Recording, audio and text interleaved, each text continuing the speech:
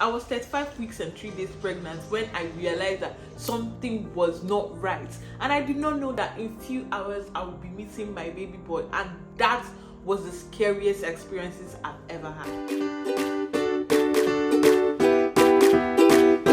I'm currently 6 weeks postpartum, and it feels so right to finally share my story with you. I'm going to take this from the beginning of my pregnancy to the last bit of all the complications I had with it. Now, for reference, when I had my first baby, I was diagnosed with pregnancy-induced high blood pressure. And at 37 weeks, I had preeclampsia, which led to an emergency C-section. Fast forward to this current pregnancy, everything was going so smoothly until I was about 26 weeks pregnant, when I had to go test if I had gestational diabetes. And after the check, I was diagnosed with pregnancy-induced gestational diabetes, which never happened in my first pregnancy. Mind you, you can never be too careful, because they always say do not eat at least 12 hours before this test. And I did not have anything in my system when I had that test, but still I was diagnosed. Everything started going downhill when I hit my 30 weeks mark. And mind you, before this 30 weeks, I was still going for my appointments, and nobody told me I had high blood pressure, because every time I went for my appointments, my blood pressure was okay. They were fine until after 30 weeks. This one time I went for an appointment and my high blood pressure was high. So because I did not have it from the beginning of my pregnancy up till then, they did not find anything wrong with it. Don't mind the background noise, it's my daughter if you hear any baby sounds. So because of how high my blood pressure was, they had to put me on medication. And I was used to this medication because I already had it when I was pregnant with my first. So now I'm treating gestational diabetes and also high blood pressure. And when I got to 33 weeks, the doctor said my sugars were not being controlled. So they had to put me on insulin, which I took about 3 times a day. Mind you, I was checking my sugar 7 times a day. That was how bad it was. And at that 33 weeks, I had an appointment and I went to see my doctor. When I got there, I was looking so pale. So the doctors had to admit me into the hospital, where I stayed for about 2 weeks. Those 2 weeks were the worst days of my life, because trust me, it was the heat wave. So the heat was unbearable, and I was in the hospital space with no AC, with no fan. Matter of fact, my husband had to go bring fan for me to be in the hospital so I could actually survive, because it was insane. Now imagine being pregnant and being in the heat wave.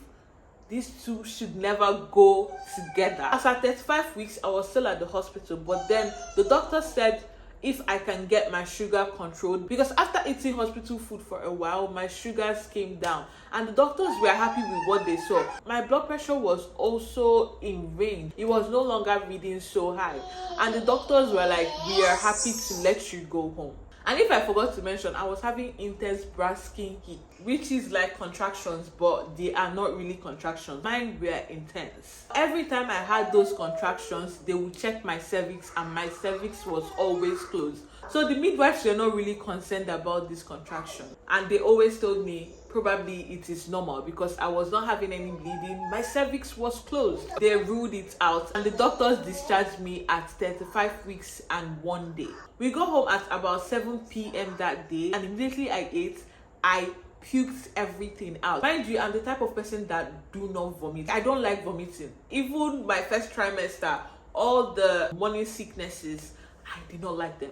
And after my first trimester, I did not vomit again. So it was a surprise to me when, after eating yam, because I ate yam, right? After eating my food, I vomited it. It was a shock. It was a surprise to me. I vomited twice actually. I ate, I vomited, and I took water, I vomited. So that was a red flag. And my husband was like, I think we should go back to the hospital because it is weird that I'm puking all over. After that, I was like, no, let's wait. After the vomit, I feel better. I don't feel like anything is happening.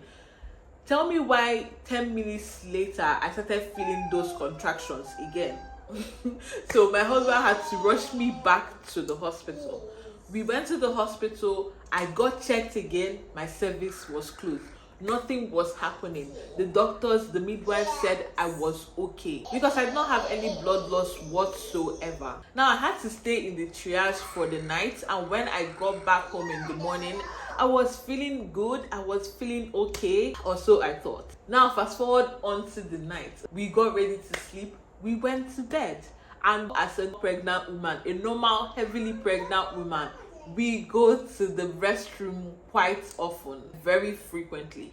So I woke up, I went to the restroom, I eased myself, came back, and as someone who always have heartburn, I ate that night and I had heartburn. So when I came back to bed, I found out that I was having acid reflux and I could not sleep quite immediately. So I sat up on the bed, tried to let myself relax first before I could lay back down. Tell me why I said, let me stand up and have them acid reflux magically disappear so I can sleep, because I was feeling sleepy. Immediately I stood up. I felt a gush down below. A gush. I thought my water had broken. Mind you, I had an emergency C-section for my first, so I do not know what water breaking is or how it happens. So I was like, my water has broken. I called my husband, baby, I think my water has broken. As soon as my husband put on the lights, I looked down and it was blood. Not water. It was blood gushing out. It was insane. It was the scariest night of my life. So immediately we saw that, my husband called the ambulance and I was already panicking. I was like, my baby.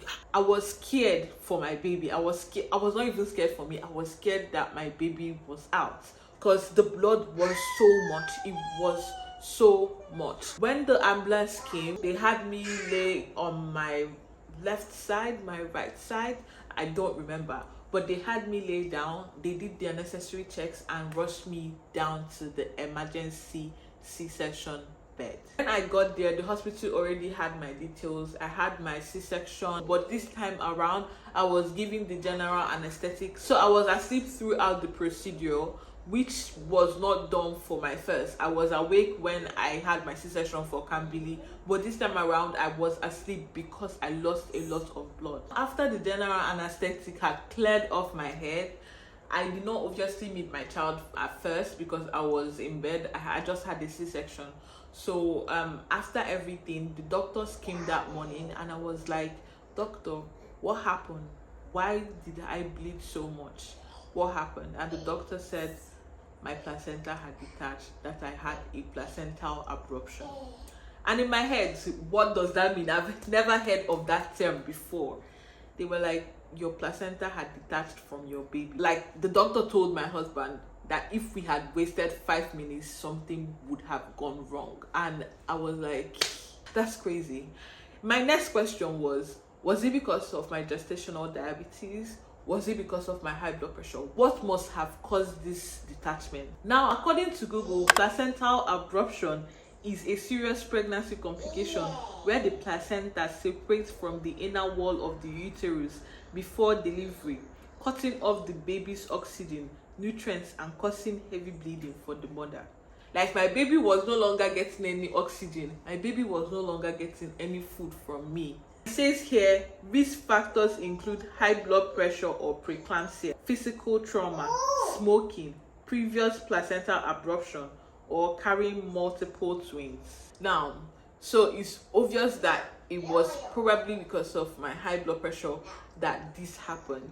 Although the doctors did not clearly specify what the cause was, but it was obvious that it wasn't the gestational diabetes, that it must have been like a hike in my blood pressure. So at 35 weeks and 3 days, we welcomed my baby boy and he was put in the NICU, where he stayed for about a week before he came out. I'm going to make one thing clear. This placenta abruption did not affect my baby in any way because we came in the right time and my baby was taken out. So he was healthy, he was okay, he just that he was premature. So he was in the incubator for a while. Now, I'm not sharing my experience to scare any pregnant woman or any intended pregnant woman Okay, just trying to share my story because I did not expect this to happen to me, because like I said, I never heard of the term placental abruption until it happened to me. So I just want to let you know, listen to your body, look out for the signs.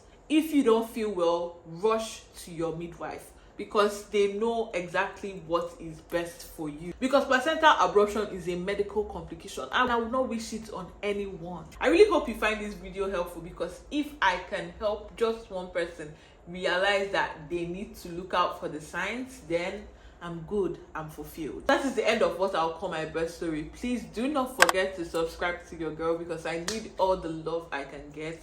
Like, share, and subscribe, okay? I'll see you next week. Bye.